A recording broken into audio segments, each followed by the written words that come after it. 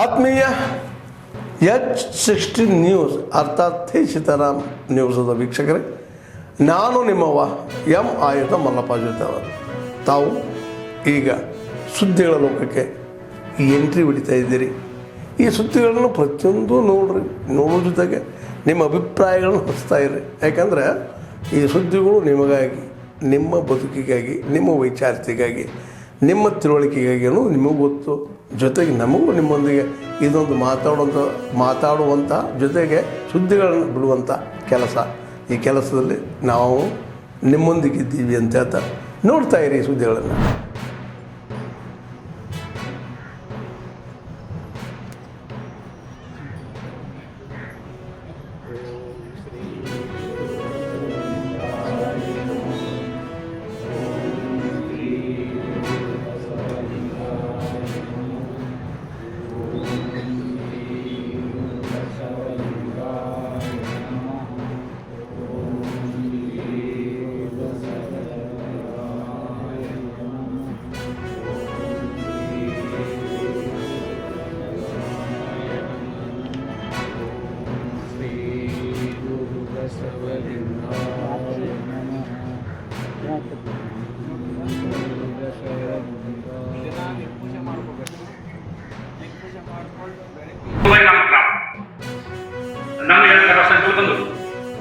ಅಂದ್ರೆ ಗ್ರಾಮೀಣ ಪ್ರದೇಶದ ಮೂಲಕ ಅಲ್ಲಿಯ ವಸ್ತು ಸಂಘಟನೆಗಳನ್ನು ಇಟ್ಕೊಂಡು ಕಟ್ಟಿಕೊಳ್ಳೋದಿಲ್ಲ.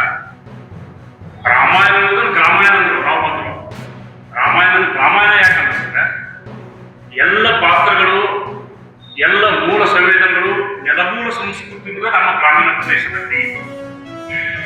ಇವತ್ತಿನ ಎಲ್ಲ ಖ್ಯಾತನಾಮ ವಿಜ್ಞಾನಿಗಳಾಗಿರ್ಬೋದು, ಕ್ರೀಡಾಪಟುಗಳಾಗಿರ್ಬೋದು, ಸಂಶೋಧಕರಾಗಿರ್ಬೋದು, ಸಾಹಿತಿಗಳಾಗಿರ್ಬೋದು, ಕೃಷಿಕರಾಗಿರ್ಬೋದು, ಎಲ್ಲ ನೆಲಮೂಲ ಸಂಸ್ಕೃತಿ ಬಂದರೂ ಗ್ರಾಮೀಣ ಪ್ರದೇಶದಿಂದ ಬಂದಂಥವು. ಆ ಕಾರಣವಾಗಿ ನಮಗೆ ದಟ್ಟವಾದ ಅನುಭವಗಳು ಸಿಕ್ಕೋದಿಲ್ಲ ಅಂದ್ರೆ ಗ್ರಾಮೀಣ ಪ್ರದೇಶದಲ್ಲಿ ಮಾತ್ರ. ಹಂಗಾಗಿ ವ್ಯಾಪಾರ ಅಂತವರು ಅವರು ದೃಷ್ಟಿಕೋನ ಇರ್ತಾರೆ, ನಾವು ಹುಡುಕೊಂಡ ದೃಷ್ಟಿಕೋನ ಇದೆ. ಅವರು ಚಿಕಿತ್ಸಕ ನೋಡ ನಾನು ಫೋನಲ್ಲಿ ಮಾತಾಡ್ತಾ ಇದ್ದೆ. ಅನೇಕ ಸಂದರ್ಭದಲ್ಲಿ ಅವರು ತಮ್ಮ ವೃತ್ತಿಯಲ್ಲಿ ಟೈಟಲ್ ಇರುವಂತಹ ಸಂದರ್ಭ ಸಂಪರ್ಕ ಮಾಡ್ತಾ ಇದ್ದಾರೆ. ಸರ್ ಯಾವ ಟೈಟಲ್ ಇರ್ಬೋದು ಅಂದ್ರೆ ಇಲ್ಲ, ಈ ಕಾಲಕ್ಕೆ ಒಂದು 10 ವರ್ಷ ಟೈಟಲ್ ಅವರ ನಂತರ ಮತ್ತೆ ಮೊನ್ನೆ ಒಂದು ಗುಡ್ರ ಸಂದರ್ಭದಲ್ಲಿ ನಾವು ಗೊತ್ತಾಗಬೇಕಾದಾಗ ಅವ್ರನ್ನ ಒಂದು ಅರಸಿಬೀದಿ ಕರ್ಕೊಂಡು ಗುಡ್ರ ಹತ್ರ ಒಂದು ಅರಸಿಬೀದಿ ಕರ್ಕೊಂಡು ರಾಣಿ ಅಕ್ಕಾದೇವಿಯ ಒಂದು ಕಾಲಕ್ಕೆ ರಾಜಧಾನಿ ಆದಂಥ ಪ್ರದೇಶ, ಅಲ್ಲಿಂದ ಗೋಕಾಕರಿಗೆ ಸಾಮ್ರಾಜ್ಯ ವಿಸ್ತಾರ ಮಾಡಿದ್ದು.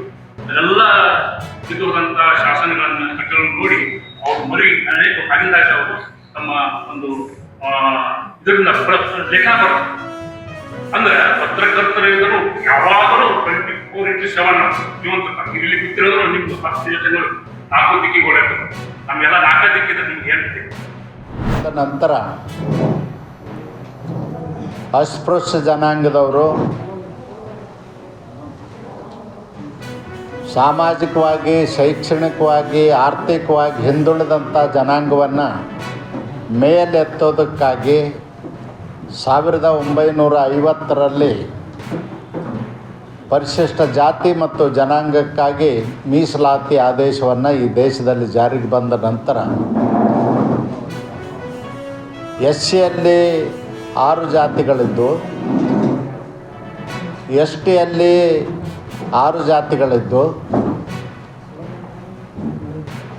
ಸ್ವಾತಂತ್ರ್ಯ ನಂತರ ಆಡಳಿತ ಮಾಡಿದಂಥವರು ಅನೇಕ ಸಮುದಾಯಗಳನ್ನು SCಗೆ ಸೇರಿಸಿ ಇವತ್ತು SC 101 ಜಾತಿಯಾಗಿದೆ. ST ಅವರು 56 ಜಾತಿಗಳಾಗಿದೆ. ಅಸ್ಪೃಶ್ಯರು, ಅದರಲ್ಲಿ ವಿಶೇಷವಾಗಿ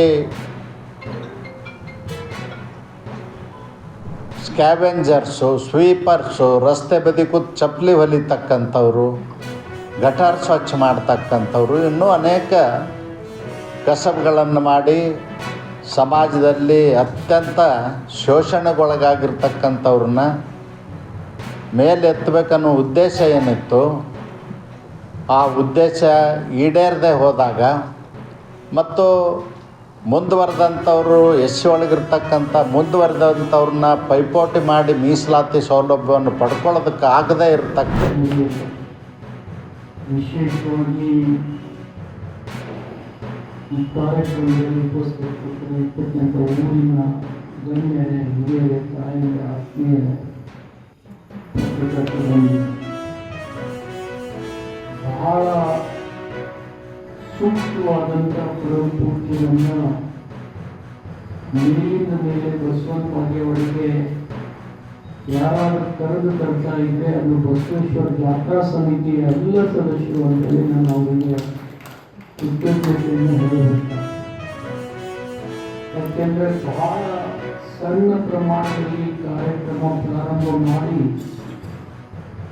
ಇವತ್ತು ಇಷ್ಟೊಂದು ಭವ್ಯವಾಗಿ ಜಾತ್ರೆಯನ್ನು ನಾವು ಮಾಡ್ತಾ ಇದ್ದೀವಿ. ಆತ್ಮೀಯರೇ, ಎಲ್ಲ ಸುದ್ದಿಗಳನ್ನು ನೋಡಿದ್ರಲ್ಲ, ಏನು ಅನಿಸ್ತು ನಿಮಗೆ? ಇದರಲ್ಲೇ ನಿಮ್ಗೆ ಲೈಕ್ ಆಗಿರ್ಬೋದು, ಡಿಸ್ಲೈಕು ಆಗಿರ್ಬೋದು, ಕಾಮೆಂಟ್ ಬೇಡಪ್ಪ ಅಂತೂ ಅನಿಸಿರ್ಬೋದು, ಕಾಮೆಂಟ್ ಮಾಡಬೇಕಪ್ಪ ಅನಿಸಿರ್ಬೋದು, ಶೇರ್ ಮಾಡಬಾರ್ದಪ್ಪ ಅನಿಸಿರ್ಬೋದು, ಅದು ಮಾಡಬೇಕು ಅನಿಸಿರ್ಬೋದು. ಏನಾದರೂ ಆಗಲಿ ಶೇರ್ ಮಾಡ್ತಾಯಿರಿ, ಈ ನ್ಯೂಸ್ಗಳನ್ನ ಹಂಚ್ತಾ ಇರಿ, ಜೊತೆಗೆ ಇದಕ್ಕೆ ಸಬ್ಸ್ಕ್ರೈಬ್ ಆಗ್ತಾಯಿರಿ ಅಂತ ಹೇಳ್ತಾ H16 ನ್ಯೂಸ್ ಅರ್ಥಾತ್ ಹೇ ಸೀತಾರಾಮ್, ಇದು ಸತ್ಯದ ಕೈಗೆ ನಡಿ. ವಂದನೆಗಳು.